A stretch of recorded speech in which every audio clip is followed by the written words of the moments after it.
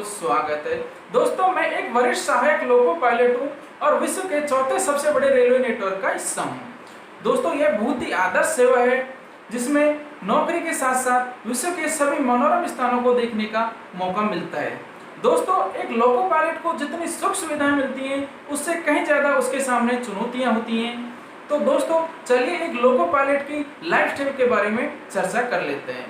उससे पहले दोस्तों, आपसे मेरी एक छोटी सी रिक्वेस्ट है कि आपने अभी तक हमारे चैनल को सब्सक्राइब नहीं किया है तो लाल बटन को दबाकर सब्सक्राइब अवश्य कर लें, जिससे हमारे लेटेस्ट वीडियो का नोटिफिकेशन आपको मिल सके। दोस्तों, लोको पायलट की ड्यूटी की शुरुआत एक फोन कॉल से होती है। पहले का एक समय था कि जब लोको पायलट को कॉल बुक देने के लिए एक कॉल बॉय आया करता था, लेकिन समय के बदलाव एवं टेक्नोलॉजी के आने से रेलवे ने उसे बंद कर दिया गया है। एक लोको पायलट को लॉबी से आने वाले सभी कॉल को रिसीव करना होता है। अगर 2 बार कॉल रिसीव नहीं किया जाता है तो तीसरी बार में उसे एब्सेंट मार्क कर दिया जाता है और लॉबी से आने वाले कॉल पर कोई भी बहानेबाजी नहीं चलती है। लॉबी से आने वाले कॉल को रिसीव करने के बाद लोको पायलट अपनी तैयारी में लग जाता है और समय पर ऑन ड्यूटी करने के लिए लॉबी पहुंच जाता है। लॉबी पहुंचने के बाद एक लोको पायलट का ब्रीथ एनालाइजर टेस्ट होता है। अगर उसमें वो अल्कोहल पाया जाता है तो उसे 6 महीने के लिए बर्खास्त कर दिया जाता है। अगर नेक्स्ट टाइम उसमें अल्कोहल पाया जाता है तो उसे हमेशा के लिए भी बर्खास्त कर दिया जाता है।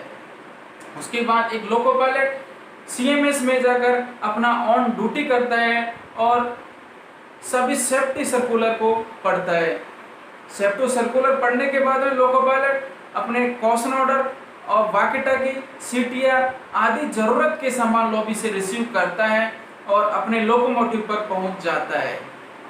लोकोमोटिव में पहुंचने के बाद में सभी सेफ्टी इक्विपमेंट, सभी सेफ्टी आइटम एवं पूरे लोकोमोटिव की जांच करता है। अगर कोई ट्रबल मिलता है तो TLC या पावर कंट्रोलर को सूचित किया जाता है और उनके दिशा निर्देशानुसार कार्य करता है।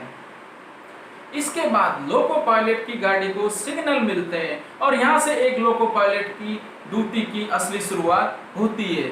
सिग्नल मिलने के बाद लोको पायलट गार्ड को सूचित करता है कि अपनी गाड़ी को सिग्नल मिले हुए हैं और उससे परमिशन लेने के बाद गाड़ी को स्टार्ट करता है। गाड़ी को स्टार्ट करने के बाद लोको पायलट को सेक्शन में अगर अपने पावर में कोई ट्रबल मिलता है तो उसकी सॉल्व करने की जिम्मेदारी एक लोको पायलट की होती है। हेल्प के लिए वो TLC व पावर कंट्रोलर से बात कर सकता है। अगर वो ट्रबल को सॉल्व नहीं कर पाता है तो उसे उसके लिए पनिश भी किया जाता है। दोस्तों, एक लोको पायलट 10+2 पर 2 से रेलवे में भर्ती किया जाता है, वो भी 1900 ग्रेड में भर्ती किया जाता है और एक लोको पायलट से इंजीनियर जैसा काम लिया जाता है। दोस्तों, सेक्शन में अगर कोई ट्रैक का फेल्यूर होता है और गाड़ी ड्रिल हो जाती है तो उसके लिए लोको पायलट को पनिश कर दिया जाता है। चाहे ट्रैक का फेल्यूर हो, चाहे OHA का फेल्यूर हो, चाहे सिग्नल का फेल्यूर हो, लेकिन उसमें भी लोको पायलट को पनिश कर दिया जाता है। दोस्तों, लोको पायलट की ड्यूटी 8 घंटे की होती है, लेकिन उसको ज़्यादातर 10 से 12 घंटे ड्यूटी करना पड़ता है और कई बार तो दोस्तों लोको पायलट को 15-15 घंटे कंटिन्यूअस ड्यूटी करनी पड़ती है। दोस्तों, ट्रेन की पूरी जिम्मेदारी रेलवे के गार्ड की होती है, लेकिन जब तक गाड़ी ठीक चल रही है तब तक तो ठीक है, लेकिन अगर गाड़ी कहीं ड्रिल हो जाती है या कोई एक्सीडेंट हो जाती है तो उसकी पूरी जिम्मेदारी एक लोको पायलट पर डाल दी जाती है। दोस्तों, लोको पायलट को डेस्टिनेशन पहुंचने के बाद में उसे 8 घंटे का रेस्ट दिया जाता है।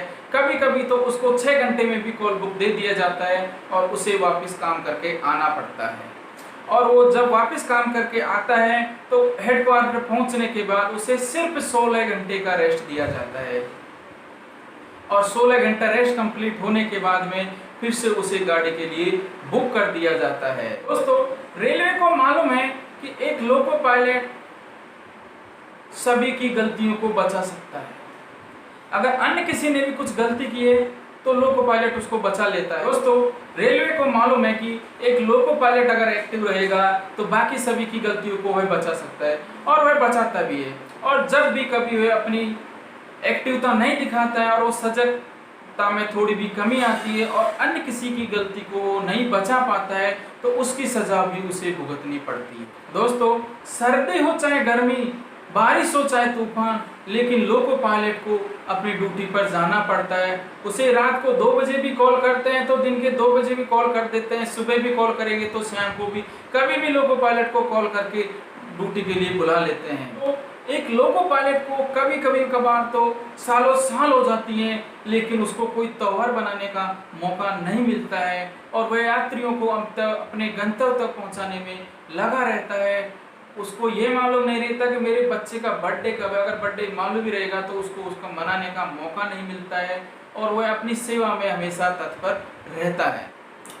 जबकि आम जनता को लगता है कि लोको पायलट बहुत रईस लोग होते हैं, उनसे एक से 1.5 लाख रुपए उन्हें पेमेंट मिलता है और कई बार तो मीडिया वाले भी ऐसी खबर न्यूज़पेपर में छापते हैं, जबकि हकीकत से देखा जाए तो लोको पायलट विषम परिस्थितियों के बीच अपनी सेवा देता है।